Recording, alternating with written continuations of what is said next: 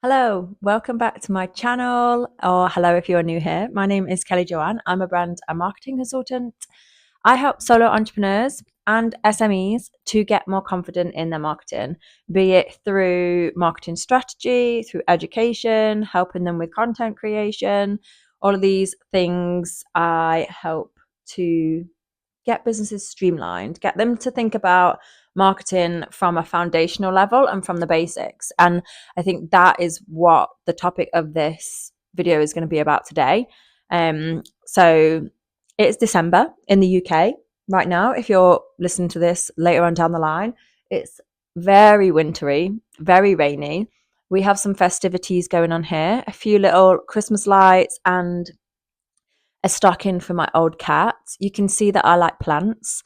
I've got plants all around me as well. So little snowman up there, little reindeer. Um, but yeah, so marketing anyway, away from Christmas. I've been reading this book called The Psychology of Money, and a couple of things have happened actually this week, which has prompted this video. Is this book, The Psychology? I am obsessed with psychology. I think I started my career in HR, and I started in HR because of people, like just people related stuff. So I got involved in grievances, disciplinaries, and all of that sort of stuff, rather than like there's a logical process to deal with grievances and disciplinaries. But I was always so intrigued why people felt the way they felt and why they took action in the way that they took action. And I worked across different industries, and some were probably industries where the majority of the workforce was less privileged. I worked in industries where they were more privileged. And I was always like the emotion that goes on behind a lot of the conversation, like the office politics, the reason why people kind of fall out with their line managers, all of that sort of stuff. I was really interested in why people think the way that they do. And then I moved into marketing, and I moved into marketing when I worked for Boots UK, and it was very data driven. Data driven. It was around the Advantage card, why people bought the way that they bought. Literally, like we could see their baskets, and we could see from their data on the Advantage card what their profiles look like, as in women with children, married, where they lived in the country, how many times they shopped, how much they spent in Boots. Yeah, the lot, all of it. And I just found it really interesting. Things like the amount, like the journey through the website, the journey through the emails, if people clicked, if they didn't click, why, if we changed a color, why that would influence someone clicking on a button versus if it was if it was a different color, blah blah blah. So that has always stuck with me, and I think I should have either been a detective or an investigator, like a criminal investigator, um, something along those lines. But I'm now reading this book called The Psychology of Money because I guess for two reasons. I'm learning how to trade Forex currencies and crypto. So the whole psychology around that as an individual and the way that I view money and the actions that you then take influences your success in that area. But also the psychology of money in the sense of when we do business, we are all in business for that reason. And I know people will argue with that and say they're here to help people, which definitely we all are. But the reality of it is that our whole world, I believe, is driven by money, and it's driven by psychology. And I don't think we get into the detail of that enough when we're thinking about marketing. Instead, we're we're thinking about social media, channels, how much my website is going to cost, tweaking this, tweaking that, getting blogs live. But are we really going into the depth of the psychology behind the reason why our potential customers are thinking in the way that they do? So yes, on a rainy Sunday in the UK, I was thinking about the psychology behind marketing. And this week also, I spent some time at a university that is close by to me, and I was supporting some near to new graduates within marketing and media. And they were asking some great questions about trends and industry and AI, etc. But no one asked about psychology. We didn't get into that topic. Well, we did because I brought it up, but no one was asking around that. And then some conversations I had with these students afterwards, they were like, no, we don't learn that. We don't learn about that in our modules, which I was absolutely fascinated by. So I guess for me as a marketing consultant, what I'm always trying to think about, and I'll give you my own personal example. So I have a membership called the Marketing Confidence Club. Um, it was a membership. That's how I was describing it. But actually, I've sat back and thought about the psychology of my audience, and now I'm rephrasing it and reframing it. So I'm spending a lot of time speaking to solo entrepreneurs who is my ideal audience for the Marketing Confidence Club, and really stepping back and thinking, okay, these solo entrepreneurs haven't got experience in marketing. What are they feeling on a daily basis? What are they asking? What types of questions do they ask me? And what are the steps behind that? So it's not so much even down to marketing knowledge. It's not down to marketing itself. It's often around things that they are feeling and thinking, their own habits, their own individual programming. It's how they've been brought up to think about business. It's how they've been brought up to think about money. It's the habits that they're forming for themselves, how they procrastinate over being an action taker, over their ability to be teachable and coachable. They're all of the things that are influencing their marketing over and above their marketing knowledge. That, alongside having a safe space, investing in their business, willing to take advice off somebody else that they don't know fully yet, all of those things build up their reasoning and their potential to buy into the Marketing Confidence Club.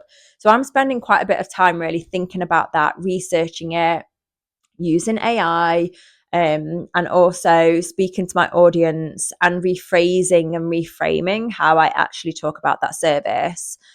The same goes exactly the same with SMEs. So I do very similar work within the Marketing Confidence Club, and as I do one-to-one with SMEs, as in the psychology around internal culture within a business, which influences the way that people talk about the brand, which means that everyone is super busy within an SME. And is anyone really leading and driving the brand and marketing, and it aligning with their internal comms team and their HR team? And there's a whole bigger picture on a grander scale for SMEs, the reason why their marketing is the way that it is, or the reason why they haven't got someone that's fully leading it, time, investment again, but also their, again, capability to think about their audience from a very psychological perspective and really write towards that as well, and really like delve into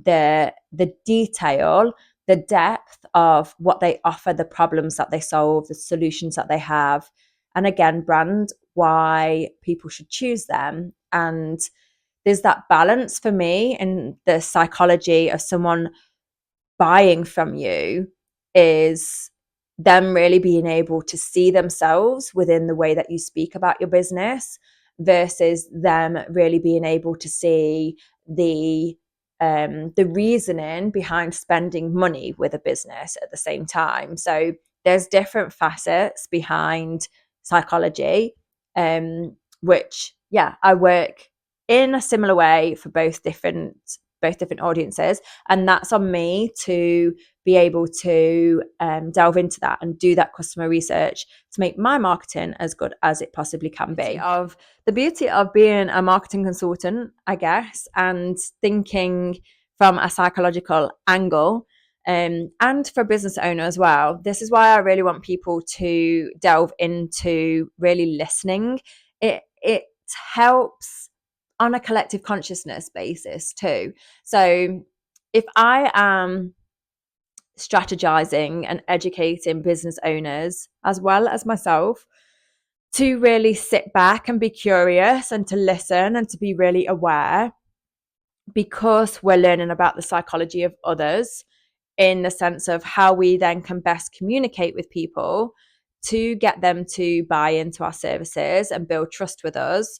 That for me goes twofold. It enables myself and business owners to be more mindful, to work on our communication skills, which in turn is only going to help the collective consciousness of the world, which sounds very grand, but essentially it's only going to make us better human beings by acting in that way and slowing down and really listening to other people, i.e. our audience. And the twofold aspect of it is once you do that, you're gathering your customer insight naturally, and you're able then to turn that around and push it back out there within your marketing, be it through content on LinkedIn, the way that you write on your website, the way that your website flows as well, be it the information that you put into in the prompts you put into AI, be it what else? Be it blogs that you write, SEO, keywords, knowing what people would put into Google within an instant, knowing what solutions, new solutions that you can design and create for your audience to funnel them into your business. And there's that whole kind of like bigger ecosystem piece that comes out of thinking about psychology. Which for me is mind blowing. And I love the fact that the more that you help business owners to open their mind and think in that way, it's only going to help the future of them as an individual as well, in the way that they are self-developed. It isn't just a marketing tool task to do. It's a relationship building skill that I'm helping business owners on any level to understand, which is pretty cool. I'm excited for that. And just to finish on that point, one thing that I wanted to read out from this book, which I found super interesting, it was around, there was a story, it's all based on short stories, this is, but there's a story around, it was about being wealthy or being rich, and people showing off money in the sense to look rich, but actually they aren't wealthy. But anyways, this longer story it went into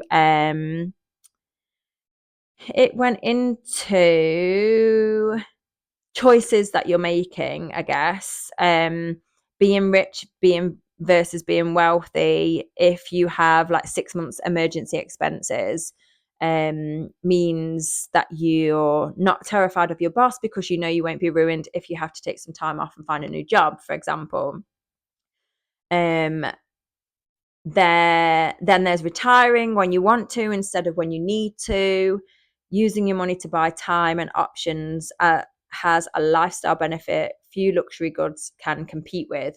Anyway, you get the gist of like wealth versus being rich. But this one thing really summed up kind of marketing psychology as well for me. It says people like to feel they're in control, in the driver's seat. When we try and get people, to do something, they feel disempowered. Rather than feeling like they made the choice, they feel like we made it for them. So they say no or do something else, even when they might have originally been happy to go along. So I was having this conversation with my partner because we was talking about marketing and kind of the marketing that makes you feel like you're missing out versus the marketing that makes you feel like really pushed into something. And then we was talking about sales as well, and how sales is a term, firstly, that psychologically people kind of do not like. But also, when you're doing sales really well, it's actually opening up a problem that your prospective client may have, you offering a solution, and then allowing that person to make their own decision, where as you guide them into being part of whatever solution it is that you have on offer. And I felt like that really summed it up, that the more that you allow people to feel in control of their decisions through your marketing and through then your sales funnel, enables people to feel more empowered, like they're in the driver's seat. Which means then that, say, for example, the Marketing Confidence Club or the one-to-one marketing consultancy I do, if I was to force someone into that, the likelihood of them actually taking my advice and implementing it and then seeing the results will probably be a lot slimmer than if I allowed them to talk to me about their problem and me offer that solution, and then them make that decision based on my guidance, and them making the decision to join me and work with me. That was the conversation that we've in our household we've had this week, which again, it all kind of comes back together. It's not a singular topic here. There's lots of things involved when it comes to marketing, business, sales, money, psychology. But yeah, I just wanted to create a video on this topic because I think it's really important. And actually, the fact that we should be going back to psychology a lot more than we do, over and above thinking about just platforms or just social media, how many times we're posting versus the quality of our content, and it really speaking to our audience in a deeper way is super important. So any bit of advice that I could give you out of my week, it was that to dip into the foundations of your marketing over and above worrying too much about how much you are posting, and creating visibility for visibility's sake. I would say create less, but do it on a much deeper level so that you're building up that connection with your audience instead. So that's all for today. Subscribe and like this video. It will help me in the future. I've got some more videos that I'm creating over the Christmas period, ready for January. So it's going to be exciting.